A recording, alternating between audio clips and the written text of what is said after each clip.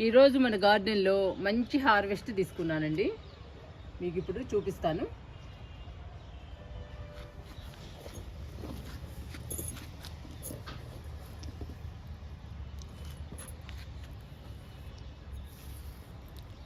ఇవి టమాటాలు,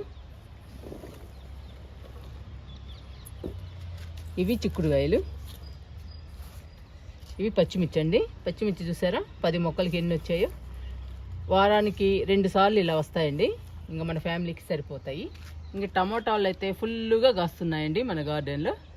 చూశారు కదండి, మీకు చూపించాను కదా పచ్చి టమాటాలని కూడా. మనకి వారానికి 2-3 సార్లు వస్తాయండి ఇలా.